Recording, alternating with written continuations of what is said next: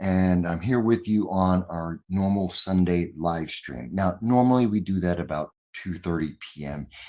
On Sundays, and we've been doing that for 7 years now. And even the last year, we haven't missed a single Sunday. And I was planning to let this Sunday go by, and I'll explain why in just a moment. But I decided, no, we've not missed one, and why start missing it now, even though there's a lot going on.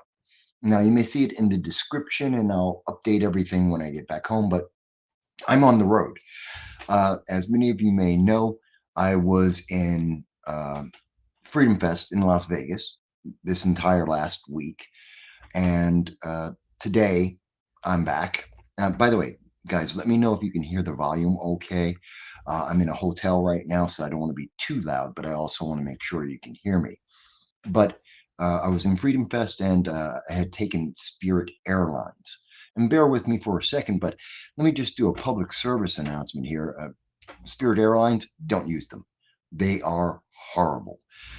They wound up abandoning me. So since 3 a.m. this morning in Las Vegas, I've been traveling.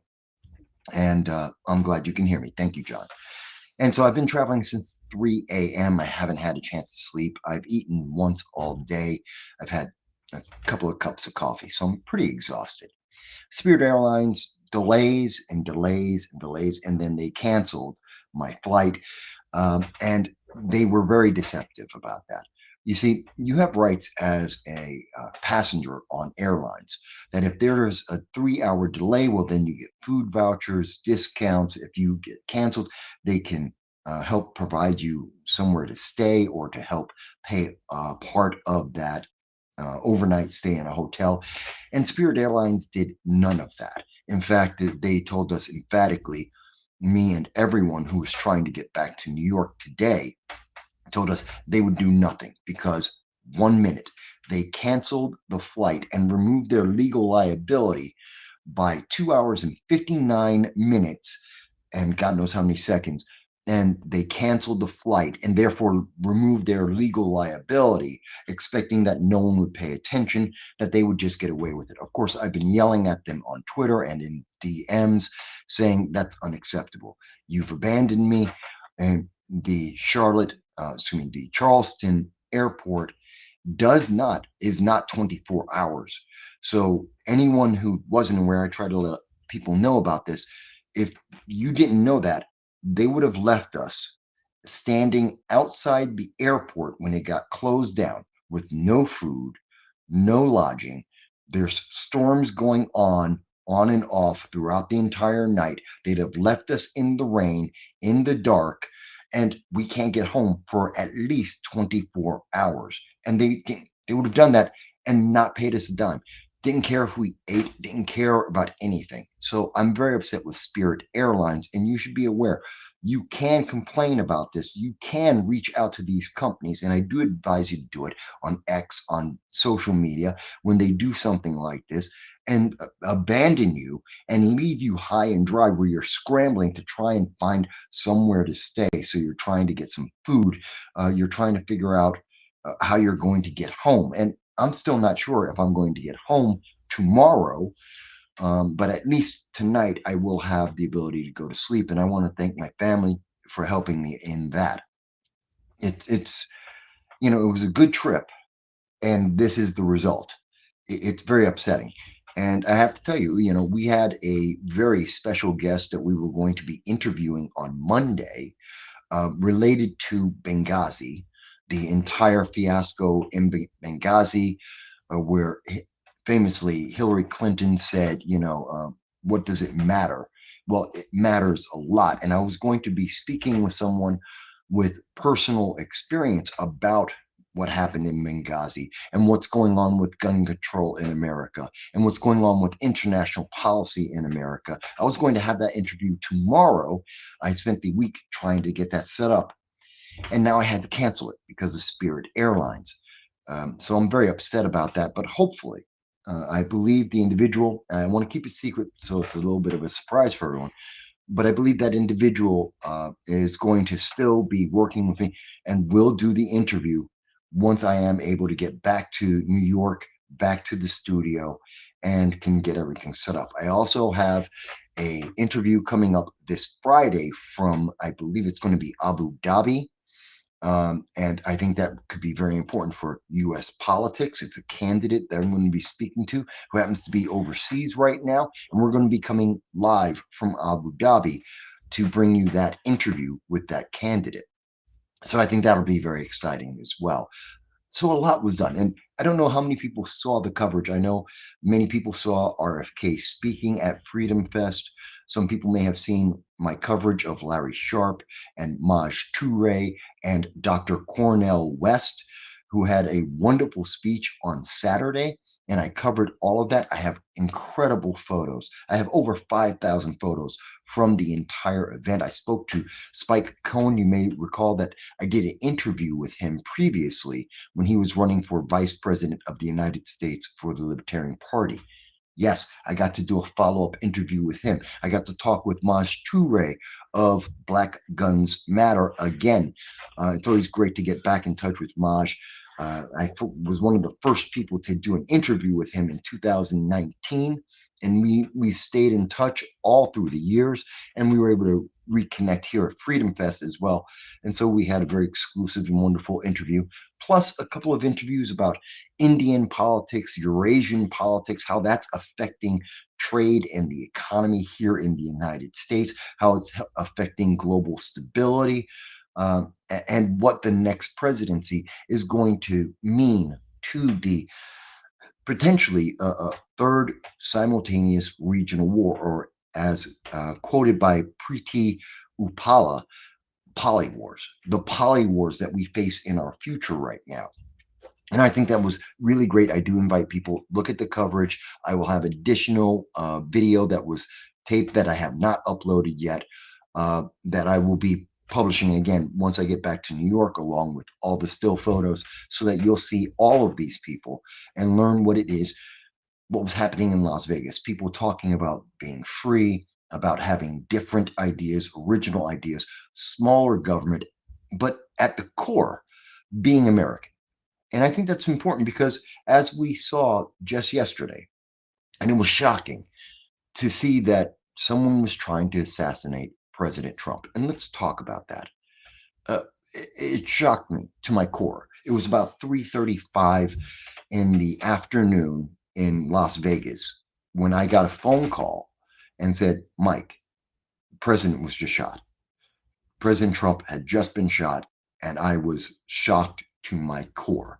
I was speaking to some of the other team, Larry Sharpe's team, who invited me to Freedom Fest. And I should have said this earlier. I really thank Larry Sharpe, who is a good friend of mine for 10 years now.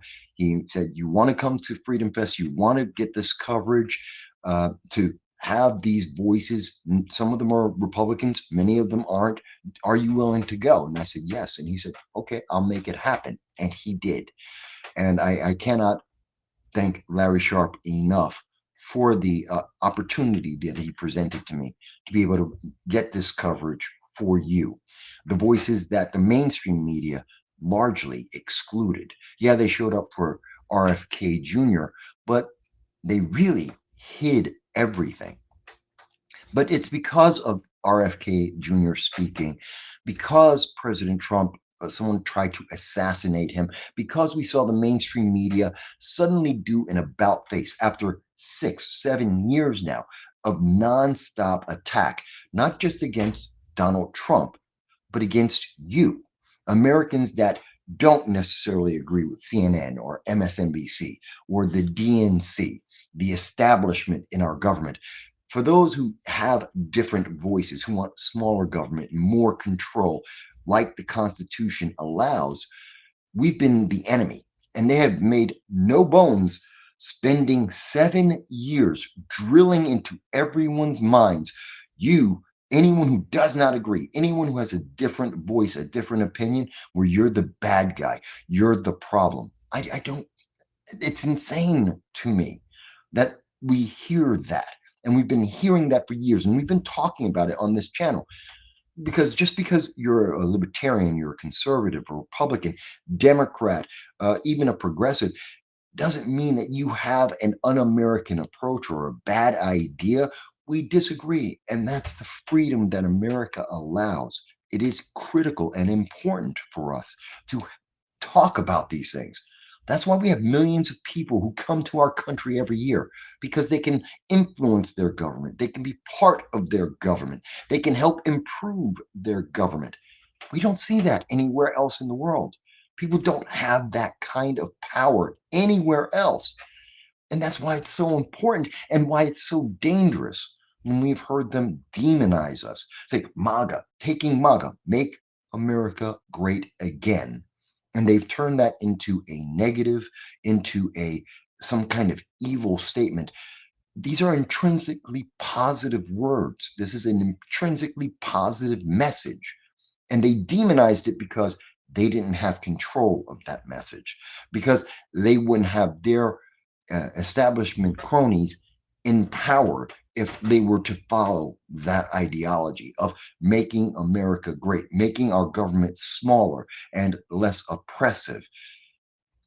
They don't like that on MSNBC, CNBC, the New York Times, the Atlantic, uh, the Democratic Socialists of America, and the establishment, both on the left and on the right.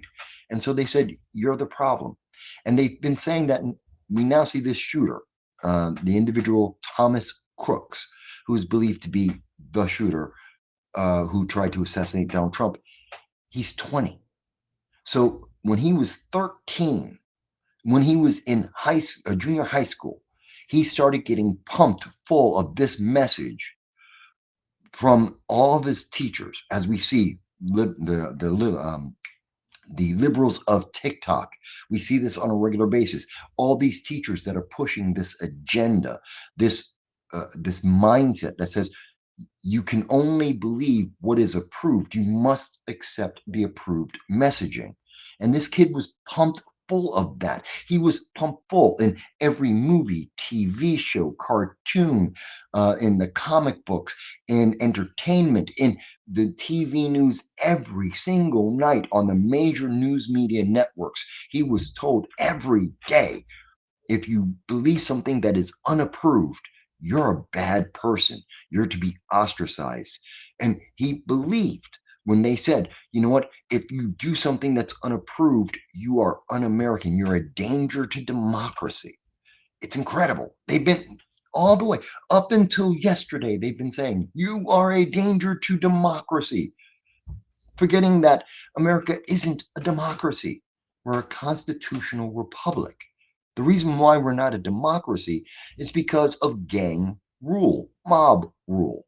And if we were a democracy, you would see the establishment, all the independent voices out there, the LGBTQ, women's rights, rights for people of color, wouldn't exist because none of them are the majority. Trans rights, none of that would exist because they're not the majority. They would never be heard. That's why we're not a democracy. That's why we are a constitutional republic. So those voices can be heard. That's why we have the First Amendment, to make sure that the voices that we may not agree with are always heard. Because tomorrow you may be part of that group that someone doesn't approve of, someone doesn't like, someone is offended by.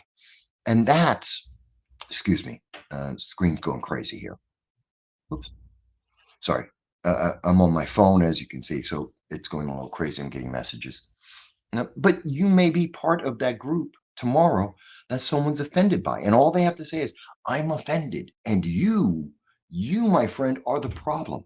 And they're going to try and silence you. That's the problem. And that makes us like many other countries. That makes us like France. That makes us like more and more like North Korea or Venezuela, where those who are in the minority are silenced and they have no voice and they have no power. And we do not see these countries leading the world. We don't see them improving the world. And that's why we shouldn't be like that. We don't want to be like that. So I think it's really important to understand what we're seeing now is the result. These are the dominoes that were put in place by individuals like President Obama when he said he was going to transform America. This is the transformation he was talking about. And we pointed this out before. He wanted to transform America into a more top down government where the elites control everything and you obey. You hold your head down, you stay silent, where they can silence anyone by saying, you're un American, you're unapproved, you're the wrong way of thinking. That's what they like to do to silence you. And that's dangerous. And we can see how dangerous it is. It's incredible.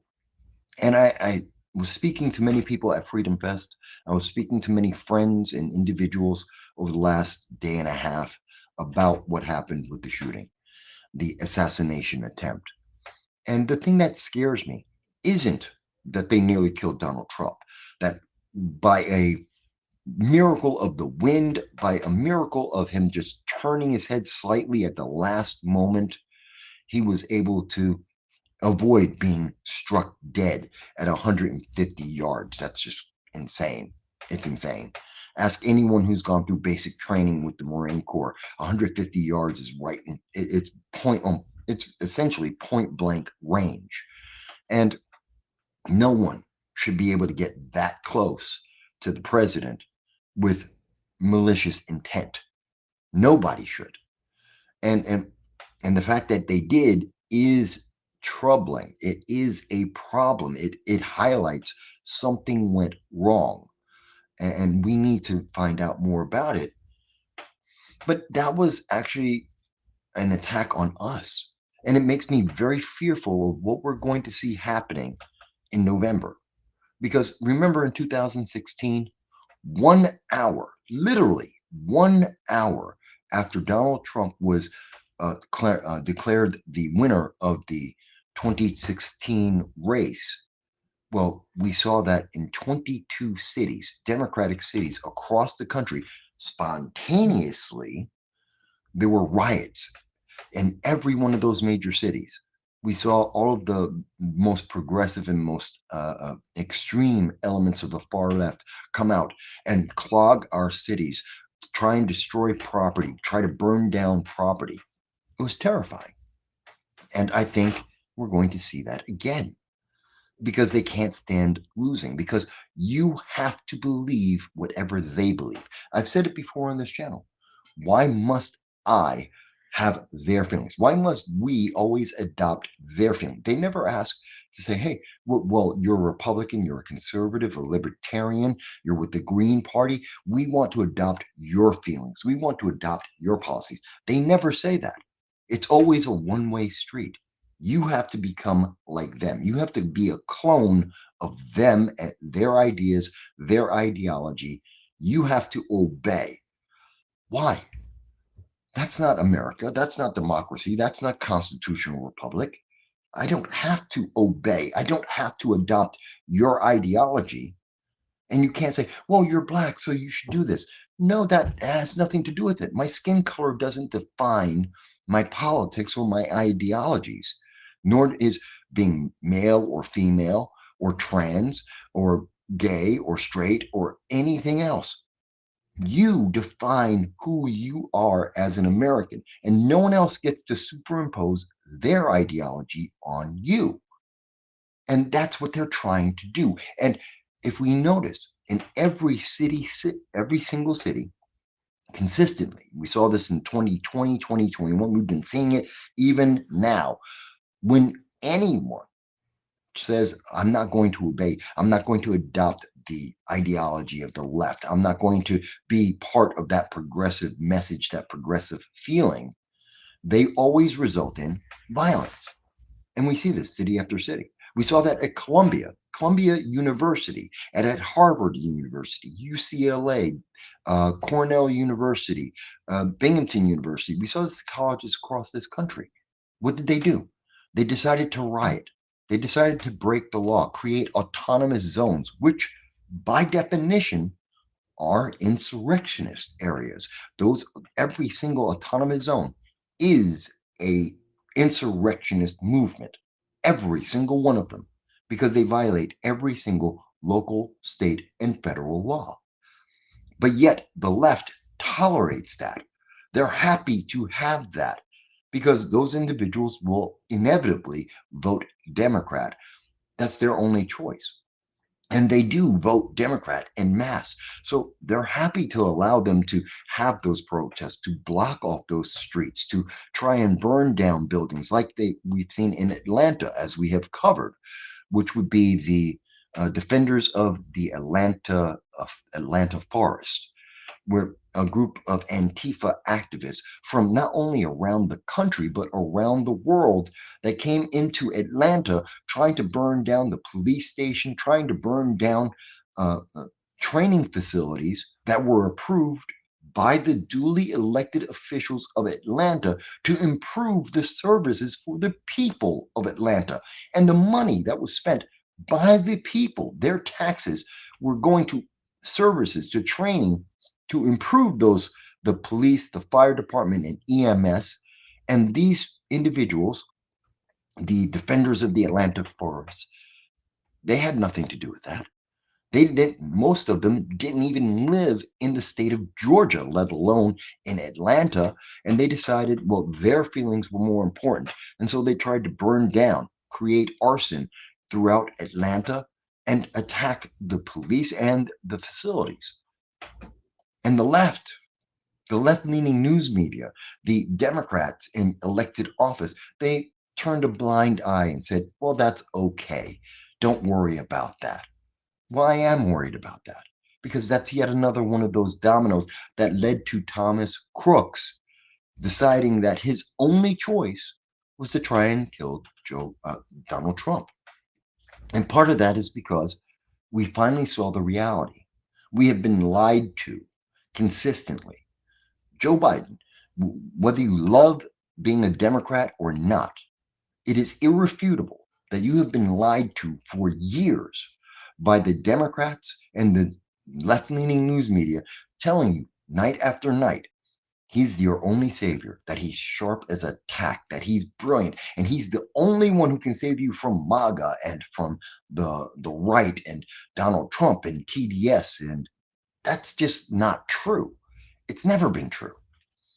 And we have now seen not, and they can't hide it anymore. The veil has been removed. The smoke is clear.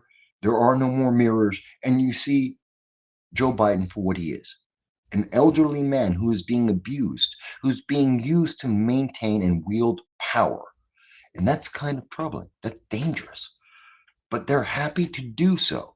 They will trot him on out and puppet him around to keep moving their ideology forward, regardless of whether or not you agree with it. And when people saw that and saw that reality and realized you've been lied to for so many years, suddenly they said, oh my God, the Democrats are going to lose. And they should, because that's their candidate. And their candidate is a puppet. Their candidate only works 6 hours a week. Actually, let me correct that. He works 6 hours a day, 5 days a week.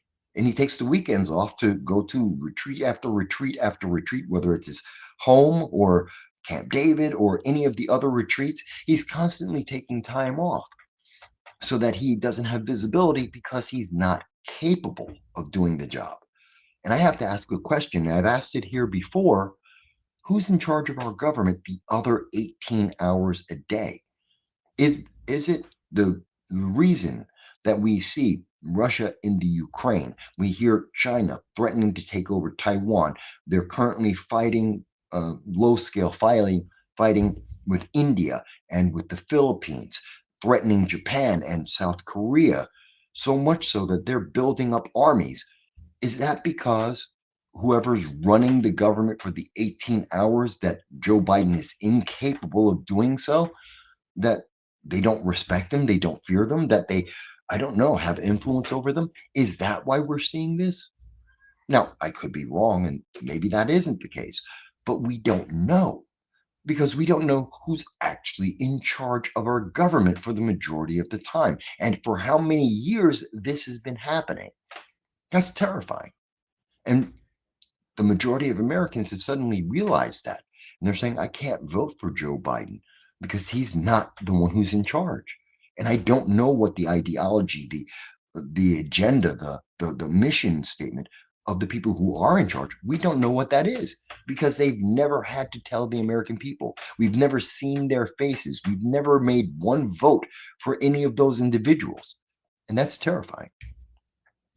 And that's why I believe that we see that uh, uh, this young man, Thomas Crooks, when he was faced with the reality that the person he was told was going to be his savior, Joe Biden, was truly a puppet, and that he had no idea who was holding the strings and pulling the strings 18 hours a day, every day, for God knows how long. And he knew, the emperor has no clothes. And the only choice in that, when we have just Joe Biden, the puppet, or Donald Trump, the reality, a leader, an individual who's actually in charge, whether you like him or not. He is in charge. His ideology, he's told you what it is. He's told you what his mission statement is. So you have nothing or you have something. That's the choice in 2024. And Thomas Crooks, after being told for 7 years of his life, being told, you know what? That isn't a choice because you don't have a choice. You have to agree with the puppet masters.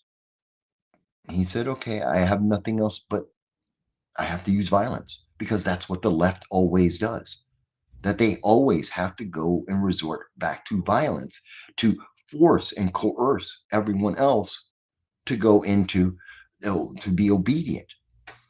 That's terrifying because he's not the only one. There's an entire generation of kids, and I'm not saying all of the people who are 20 or in that age range have the same beliefs, but I am saying that there's a lot of them because they have been trained and taught in the same way. Their minds have been shaped by the same events, the same ideology that has been shoved down their throat every day. It's kind of Pavlovian if we're being honest about it. And that should concern everyone because he's not an outlier. He's part of the norm. And this is what the norm has been taught. You obey, or violence is going to be used against you to make you obey. And now we see the news media, they're trying to cover their ass. They're saying, oh, well, it's former President Trump, former President Trump. Violence is always bad. Political violence should not be allowed. It was just about 48 hours ago that you guys were saying that political violence was fantastic. It was the very same people at CNN, ABC, MSNBC, the White House that were telling you that Donald Trump was the devil, that people who are MAGA are evil. They were Nazis and they had to be defeated at all costs. That's what they said. Nancy Pelosi has said that. Joe Biden has said that over and over again for years. And now they're, oh, but we're innocent. We didn't mean that literally. You shouldn't have taken us literally. We just said that every day for the last 7 years. But we didn't know you would believe it, even though we've trained you to believe everything that the mainstream media says. Whether it's right or wrong doesn't matter. You have to believe it. Just like you had to believe that Joe Biden was brilliant until you saw that he's far from that he's sharp as a tack. When we see the reality is he's more like a wet noodle. And again, I'm not making a personal attack about Joe Biden. This is his medical status. This is what we have seen, not just in the debate, but again with his conversation with George Stephanopoulos, that interview, a very friendly softball interview. And we saw it there. We saw it in his comments to NATO when he was speaking to NATO, the 75th NATO meeting. We saw it in that speech. In the 5th minute, he started from there and continued through that speech, stumbling in his words and losing. He's reading a script and he lost himself in that. So we have seen this over and over again. And now he comes out and says, oh, but we have to shun political violence. No, you guys were perfectly fine with it.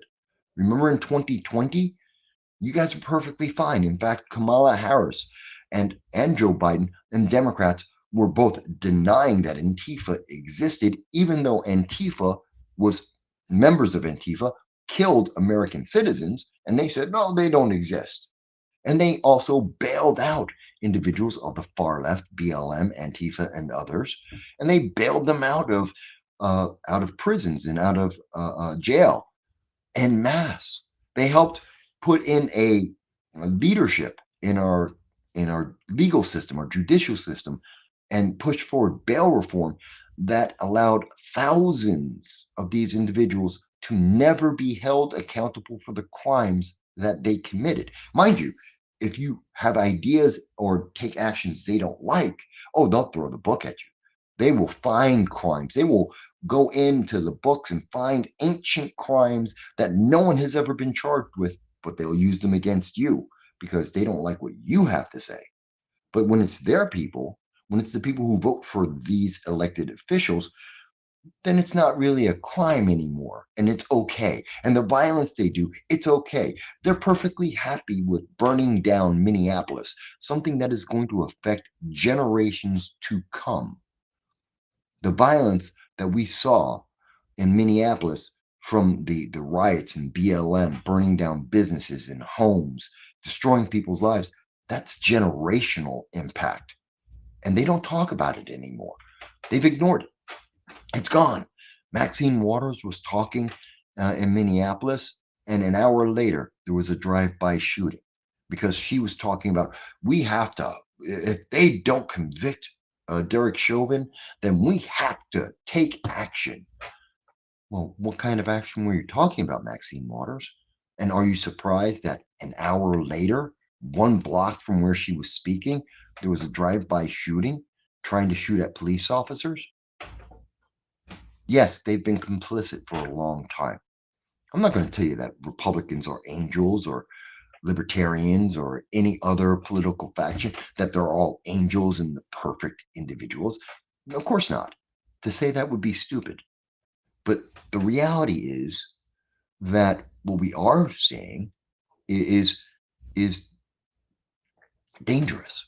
Now, I know there's a couple of people who are here. Hot Chicks is with us. Graham has been with us, and Graham says, I read YouTube comments of people who noticed that in his address from the White House, Joe Biden mentioned January 6th as political violence that should be condemned. Well, I don't agree with that.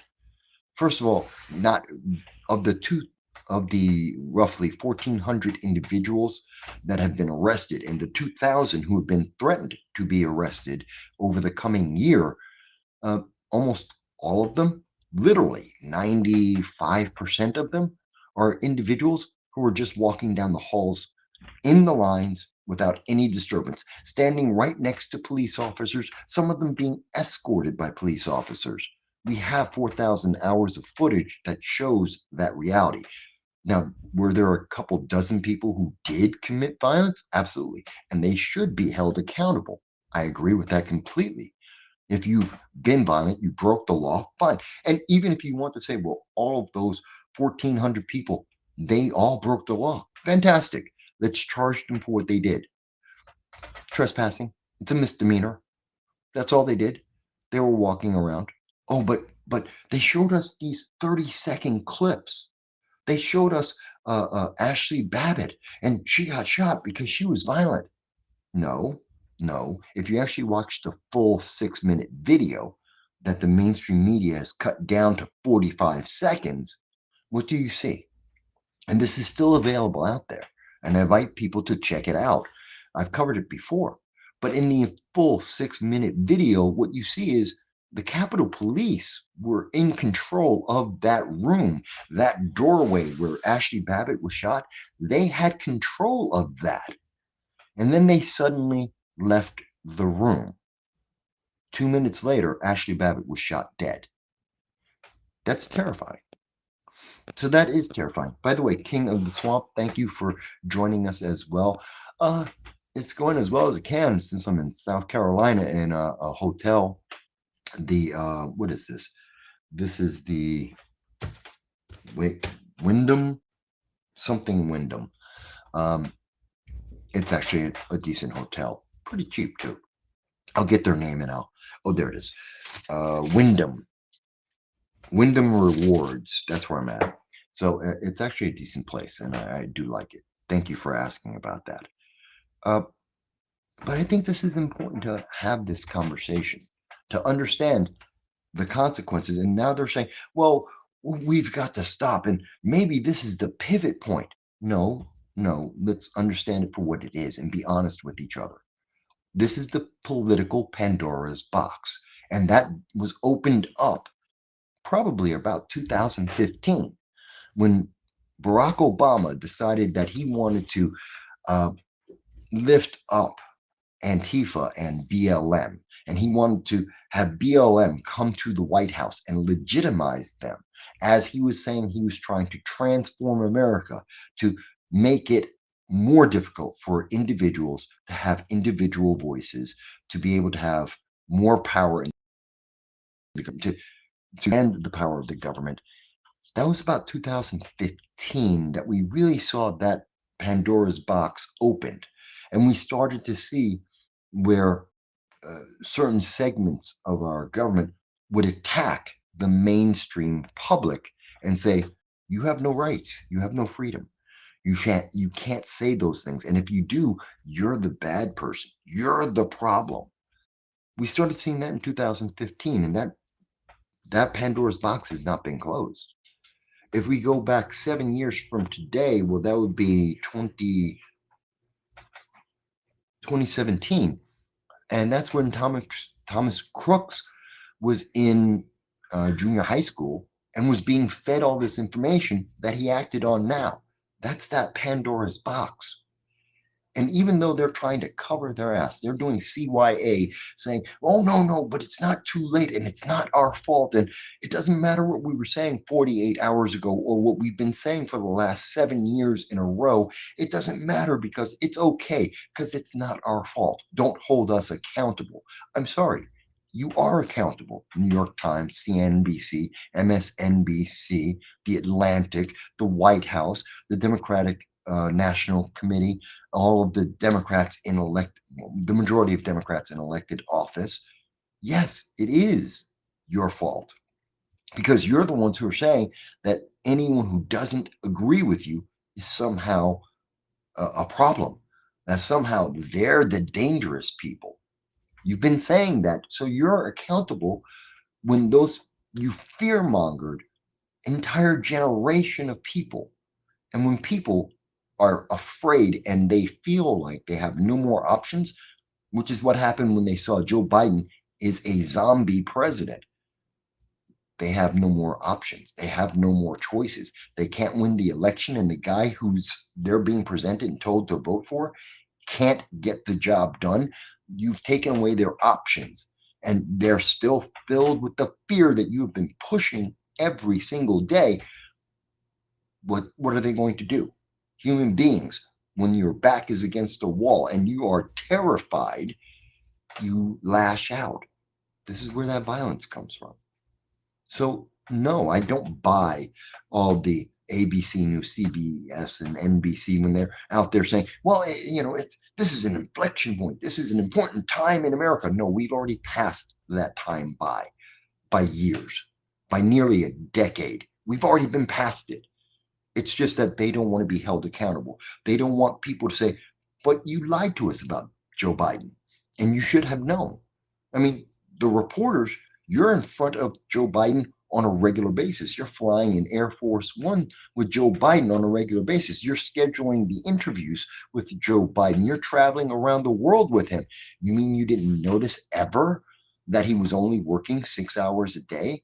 You didn't notice his deterioration in his speeches that you would tell when we pointed these things out, you said, oh, but I'm evil. I'm a bad guy because I said something seems wrong with Joe Biden. I'm the bad guy. Oh, I don't know what I'm talking about. It's a fake. It's misinformation and disinformation until we found out it's true.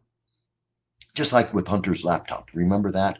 Oh, it's fake. That's just a deep fake. It's a Russian fake. It's a Republican fake. It's not real.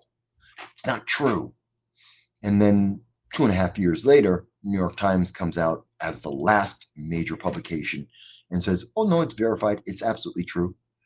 The FBI has always known it was true. It was never not true, but you might not vote the way they wanted you to vote if you realized it was true.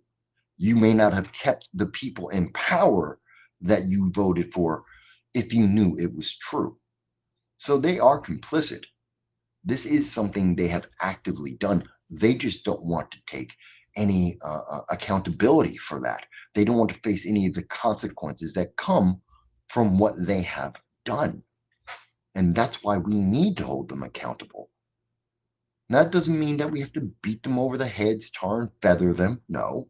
Maybe you don't watch them as much. Maybe you're more critical of them. Maybe you ask questions and demand that they ask hard questions of our elected officials rather than just rubber stamping whatever they say and just allowing them to do whatever they want and to stay in elected office for decades upon decades, even dying in office like Dianne Feinstein, who the Democrats were perfectly fine in the last week of her life, wheeling her around in a wheelchair rather than letting her die with her family and dignity, wheeling her around in a wheelchair, telling her on the mics, hot mics, telling her, no, you're going to vote like this. You're going to say this now. Stop speaking. This is on, we have the video. This was published by CNN. This was published by C-SPAN. We all have seen this, and we're seeing it being done with Joe Biden now. They don't care. They want power. They just don't want the accountability that goes with that power. They don't want to deal with the consequences when they're negative because they have abused that power. And that's something we have to look forward to. That's something that we have to address. And I think we have to start doing that because we may see that again in November. Because if I'm correct, and I think I am, and I think all the polling has been consistently saying, yeah, Donald Trump's going to win. And now with the assassination attempt, yes, Donald Trump's going to win. And they're terrified. They're terrified because that will interfere with the control that they have been establishing for more than a decade now. And that is the thing they're really concerned about. They don't care about whether or not you actually are being served. They care about whether or not they have power. And I think that's very apparent. And I think, when they see the reaction by all of America, when Donald Trump is someone's trying to assassinate him, this is not normal. This is not even close to normal. Yes, I'm old enough to remember when someone tried to assassinate Ronald Reagan. So in my lifetime, I've seen two presidents, someone tried to assassinate them. And that's incredible to me because it's not normal. And this was even more dangerous. But by the way, there is no comparison between Ronald Reagan being shot and Donald Trump being shot. They're not the same. We had a very different mentality with our Secret Service back then. The individual who shot Ronald Reagan was walking in the street. He was able to walk right up to Ronald Reagan with a gun in hand and shoot him. Not that you can't do that to Donald Trump right now, or any other president for that matter. So it's not the same scenario. It's not the same access. And I'm kind of upset because we're losing access to our leaders.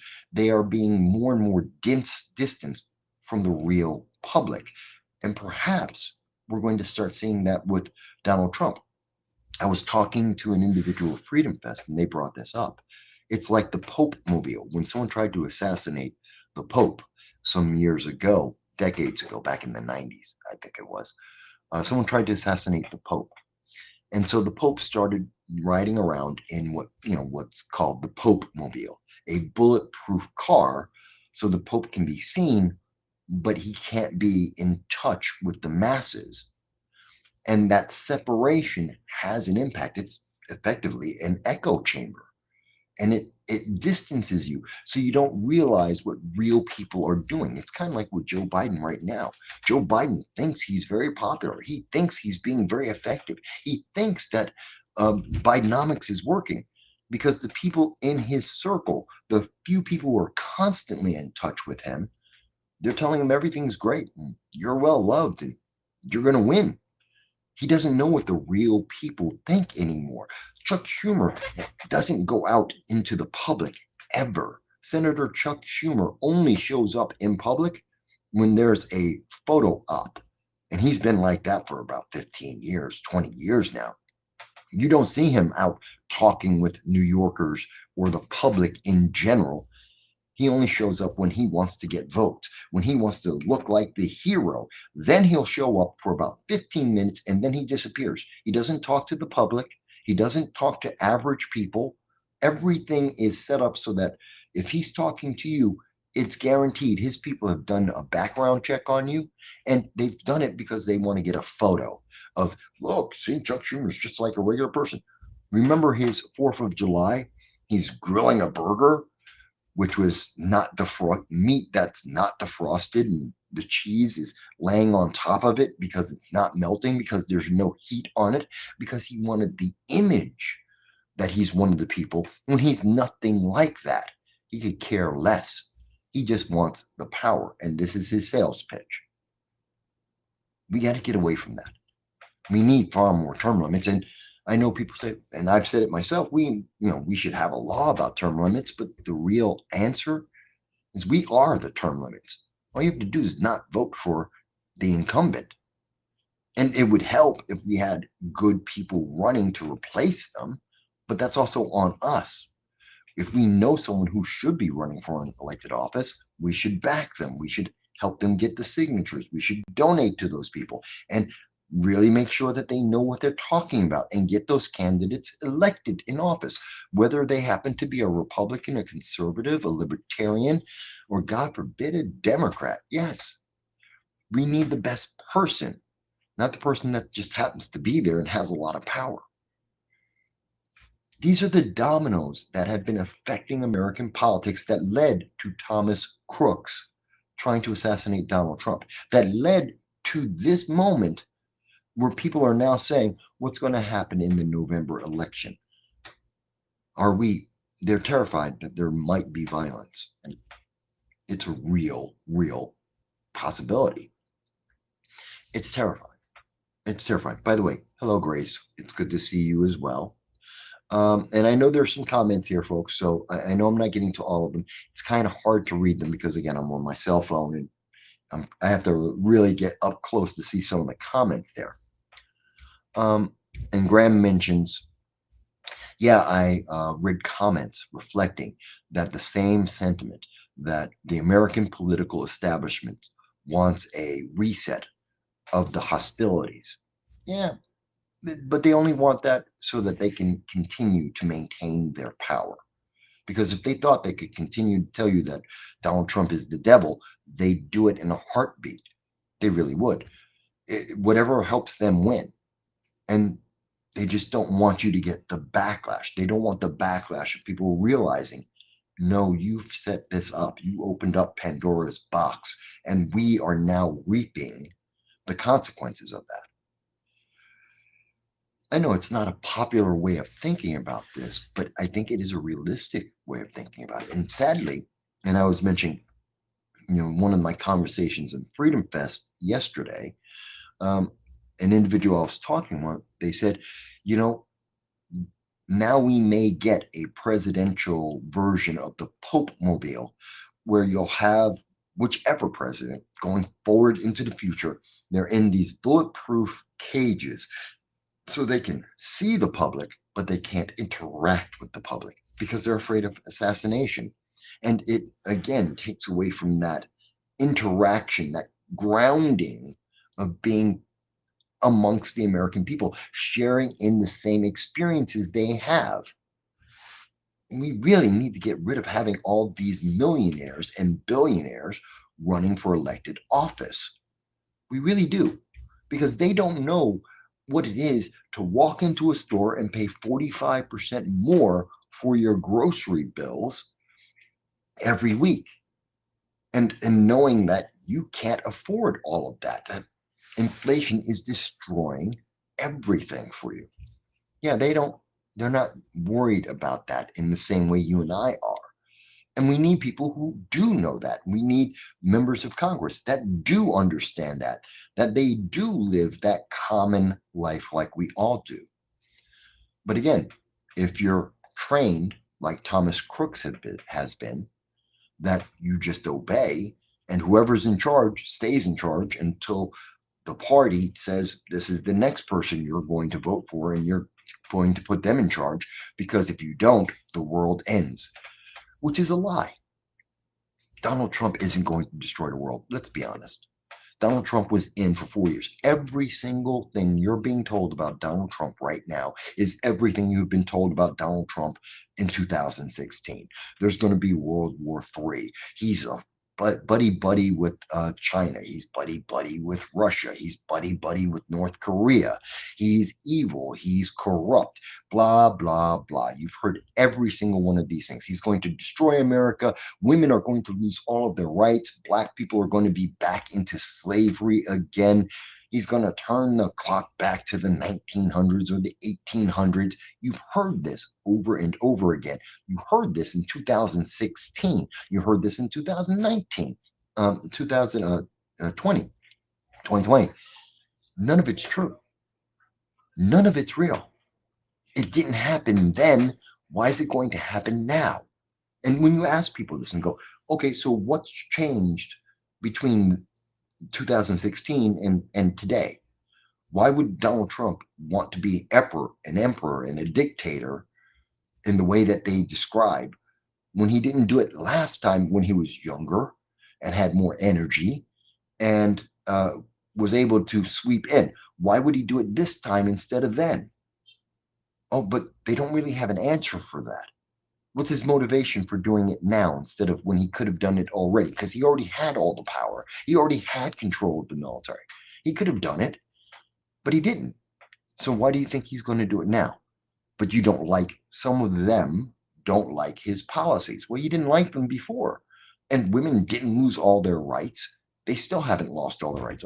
I hear this all the time. Women are losing their rights. Well, first of all, healthcare isn't a right. It isn't. Look in the Constitution. You can look at it up, down, sideways. It's not a right. Now, that doesn't mean we can't improve healthcare and try and lower the price of it, but it's not a right. You're not entitled to that. And the government doesn't have to be involved. In fact, the more government is involved in your healthcare, the worse it tends to be for you, to be honest.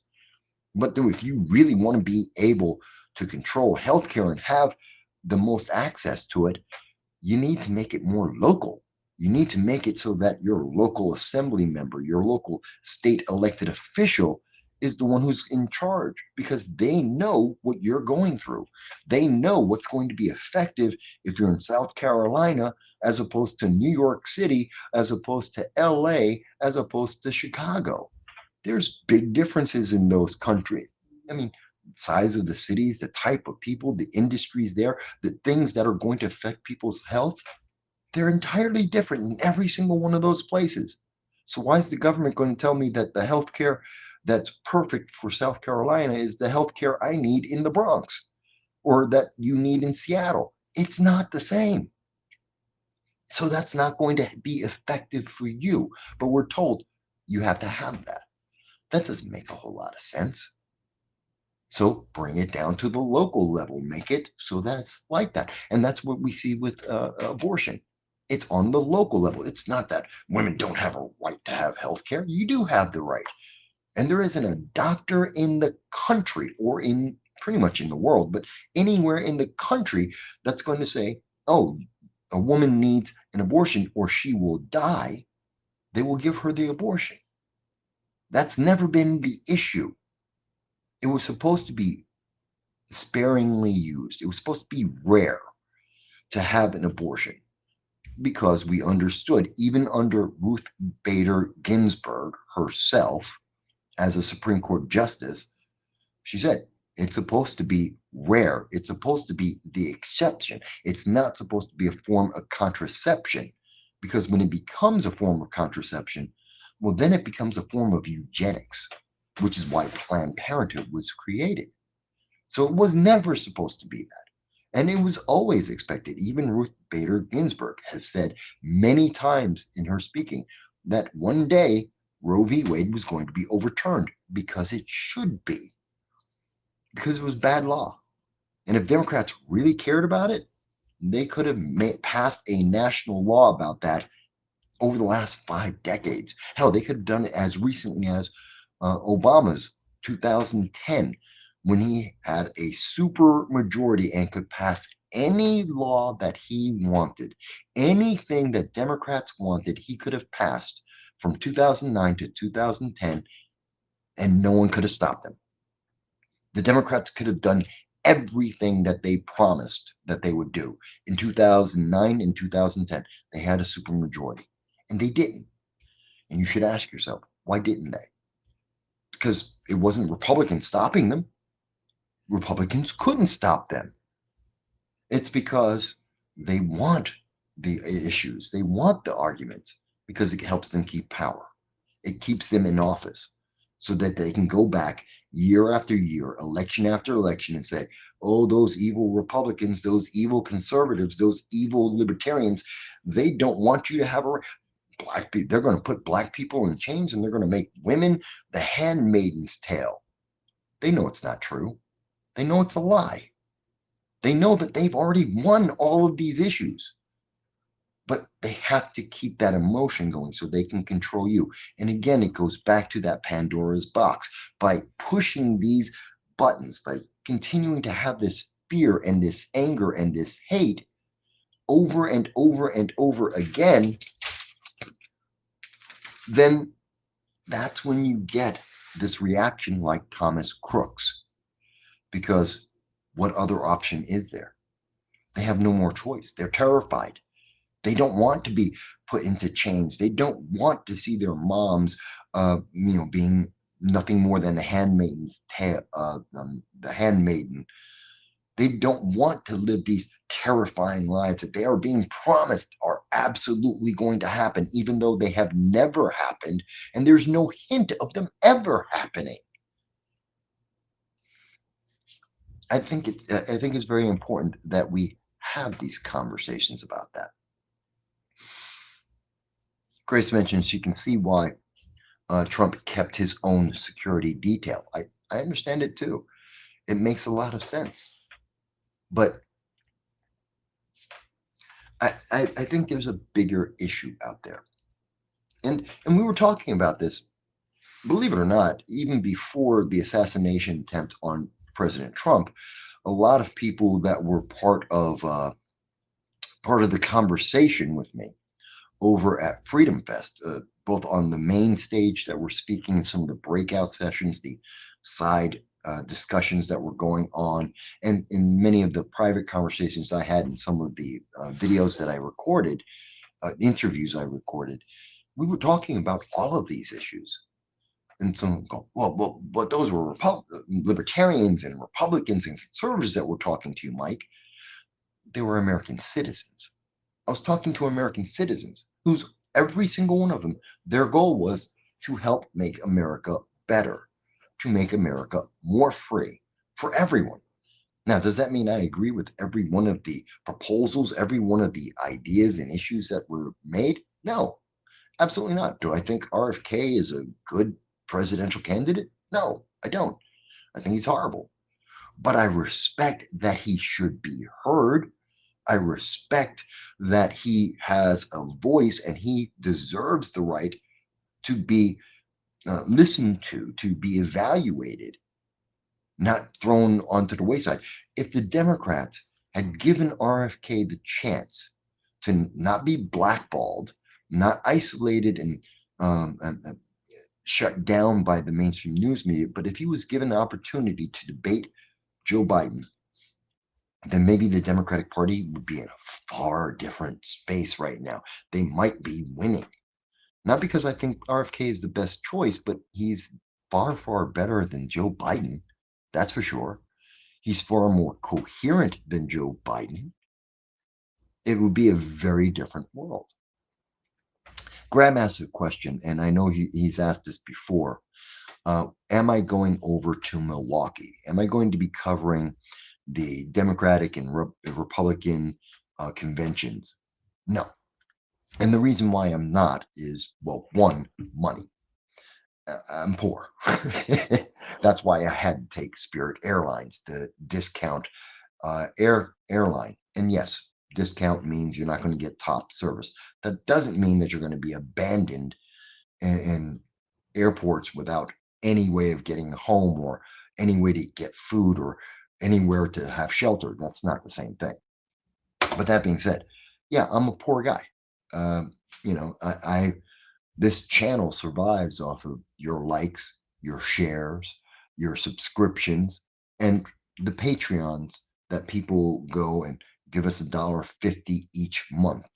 That actually helps pay bills for me. That help us being able to continue to do this. And yeah, between that and some friends that I've made along the way, individuals. Oops, wait a minute. There we go.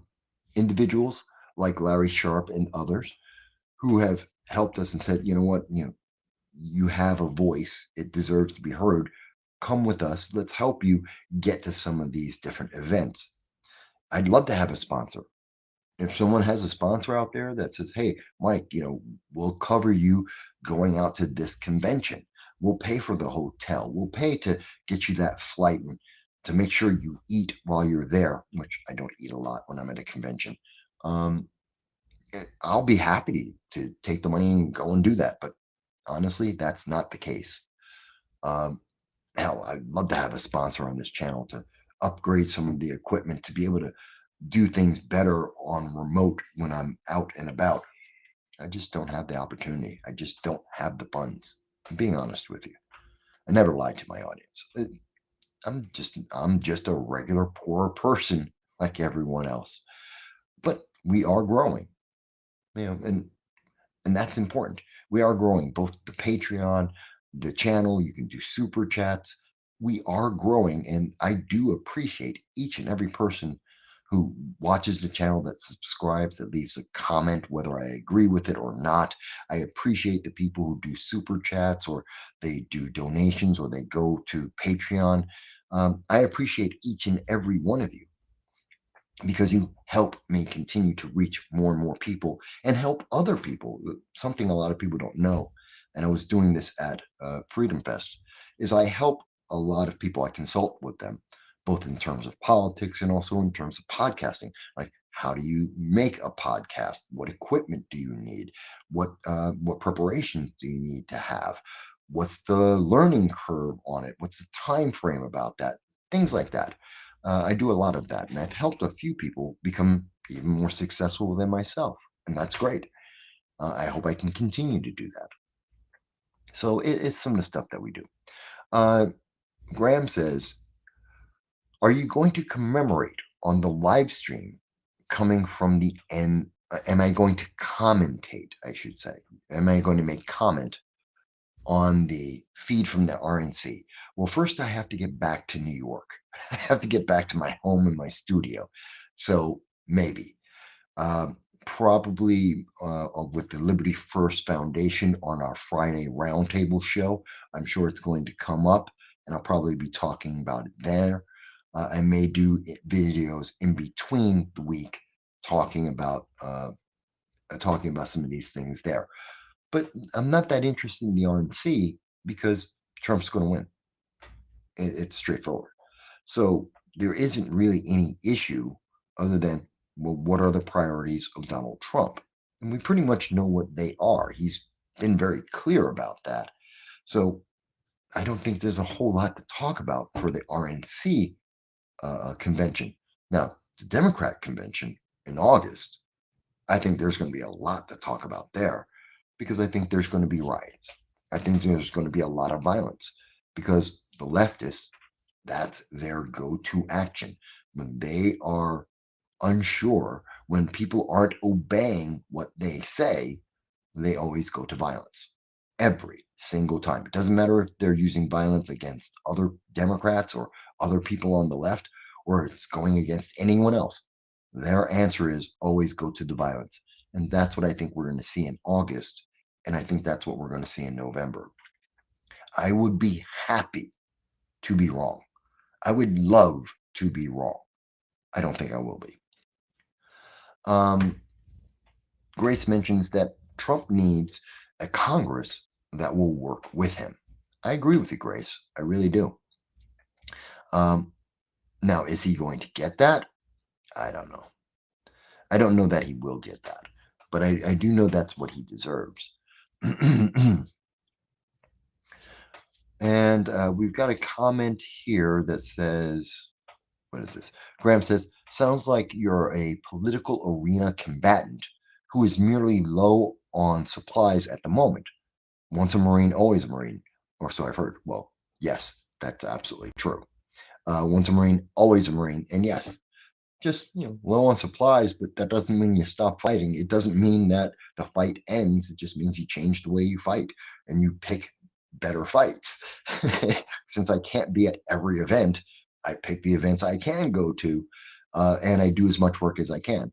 A lot of people don't realize, like, when people were hearing, well, Mike, you're in Las Vegas and Freedom Fest, they don't realize that I'm working about 18 hours, if not 20 hours a day, running around trying to set up meetings, trying to set up schedules, trying to edit videos and edit some of the photos, trying to upload everything, even though some of the Wi-Fi was very sporadic, trying to get all that done and run around the entire uh, uh, convention, going from location to location to either get a live stream or to tape something or to get photos, to try and talk to people, to try and set up interviews either during the convention or afterwards, and to expand my base of contacts so I can be more informed every time I speak with you about the various issues. This is what I do it every time I go to a convention.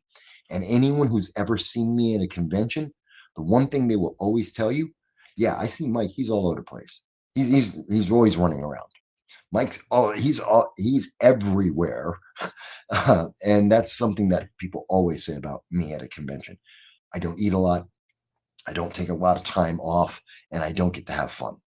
So I didn't have any fun in Vegas. I didn't play any slots. I didn't play any gambling. I didn't. I think I had like 3 beers. Really, it was just work, work, work. But that's what you do. When you don't have the money to just take the time off and enjoy, and you can't spare the money to enjoy, then you focus on the work and get as much of the work done. So hopefully that you will at some point be able to enjoy those luxuries. Um, oh, the Democrats are in Chicago. I think I may have said it was in somewhere else. I apologize. But it's going to be like the 68 convention. It's going to be violent.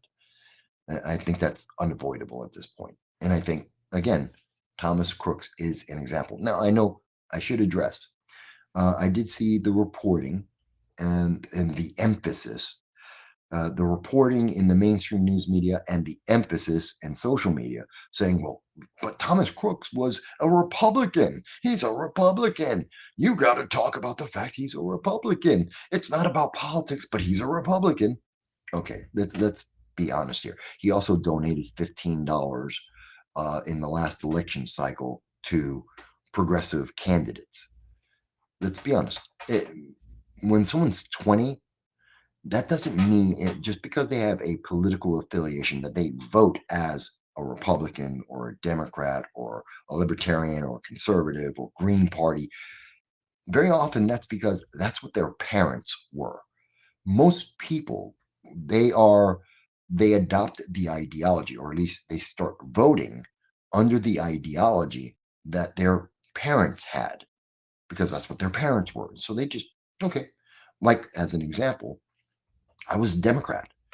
When I was 18, I was a Democrat, not because I believed in Democratic policies, but because my mother was a Democrat. All the black people in my neighborhood were, well, most of them were Democrats. So that's what I thought. The teachers would say, no, you should support Democrats. Even in the 1970s, 1980s, they were saying, oh, well, you should be. The teachers were more Democratic and left leaning, although more like classic liberals at the time. And they were saying, well, this is the best ideology. So when it came time to register to vote, I registered as a Democrat, not because I agreed with Democratic principles.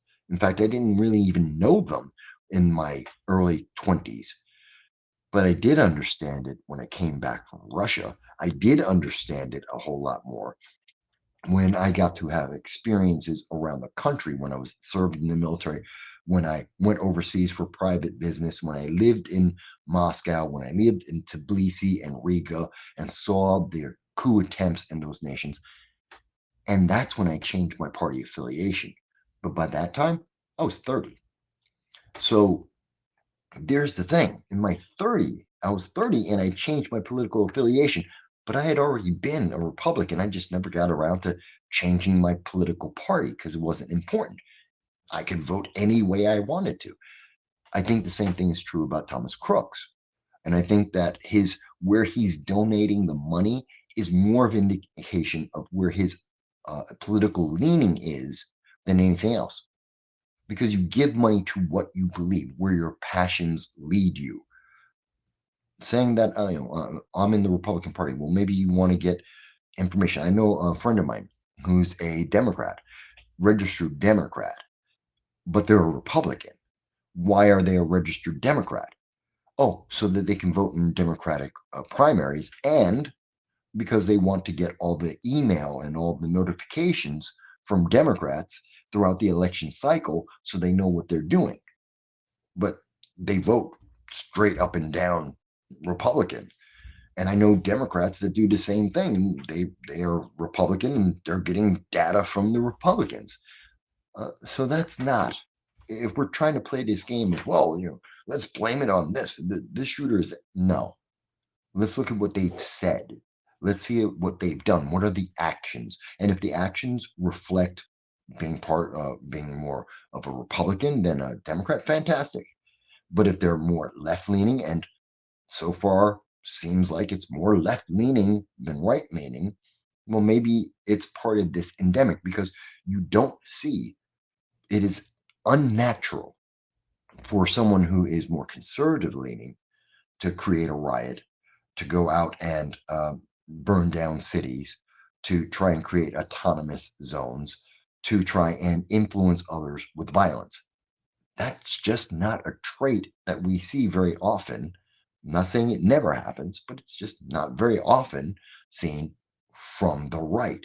That is a tenet and a consistent uh, uh, policy or practice of the left. And the further left you go, the more common it is to see that violence. That's just a reality. I know some people will be angry about that and they're like, well, no, but that doesn't represent me. I'm not saying it represents you, but I am saying it represents that movement. And that is accurate and it is true. And if that makes you say I have to do some soul searching, soul search, go right ahead.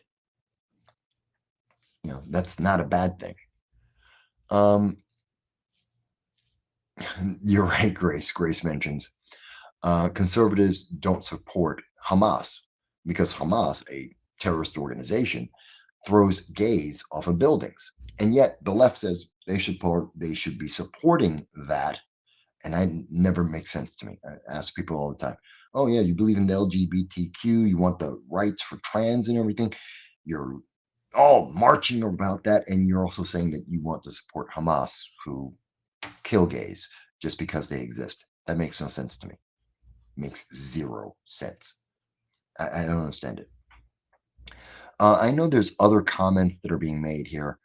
Graham mentioned, and you see here, heck yeah, 30 years old, and you're witnessing firsthand the major historical events significantly shaped your political beliefs. Yeah, it did. And for me, when I was in my 30s, well, I lived through the coup in Moscow. I lived through the first civil war of Tbilisi. I had lived through earthquakes, floods, and fires. I was in a motorcycle accident. I lived on East Coast and the West Coast and overseas. I'd been in the military. I'd gone to college. That's me by and I was becoming a stockbroker at that time. I had owned a business and it did fail, but I had owned a business for a while. So these are the things, and I lived through the 80s and in the Bronx and saw the devastation that crack had on our community and many individuals who I grew up with. And, you know, I grew up in the Bronx. I knew people who were criminals, straight up, absolutely, unrepentant criminals, bad guys. I grew up with a bunch of people who were bad guys. I mean, they weren't bad guys to me. They were the people I grew up with. They were my friends because I knew them when they were like, that tall, and we all went to kindergarten together. But everyone else thought they were bad guys because they were. So I'm not trying to say that, I had some kind of Pollyanna life or perfection, just a lot of experiences. And most people will have experiences. So the title, when you're younger, doesn't necessarily reflect the person. And I don't think the left needs this. The news media needs this because, again, they're trying to cover their ass. They're trying to say it's not a domino effect, not a consequence of their actions for the last 7 years, actually, a couple decades. But they don't want to be responsible. They don't want to be held responsible for the actions. They want to continue to do what they've been doing. So that means they have to back off and blame it on anything else. And if they can say that it was, oh, he's a Republican, this fits their narrative and takes pressure off of them and what they have been doing. And it distracts people from the pipeline that they have built up in terms of indoctrination that leads to this. The fear mongering that they have ingrained in a generation that they don't want to be held accountable to that. So it's kind of interesting there. Um, it's a little bit late. It's after 11, and I am in a hotel. Other people are trying to sleep, and I don't want to keep them up. So I'm going to end this. But it's Sunday. I wanted to do my Sunday live stream. You know, keep it consistent and keep it going. Let you know where in the world I am at the moment, which is, somewhat lost, and share some of these thoughts with you. I always want to hear your comments. I thank everyone who took the up. I know it's late on a Sunday. You have to go to work tomorrow. So I thank everyone who is live with me, even for a little bit, listening to this. And I look forward to everyone who looks into this over the next couple of days and just watches the program for whatever reason. I hope you found it informative, educational, even entertaining. Maybe it helps you go to sleep at night. Whatever the reason is, I thank you for being part of my audience, live or recorded, either way. And I only ask you, give us a like, a share, subscribe. That's all I ever ask for.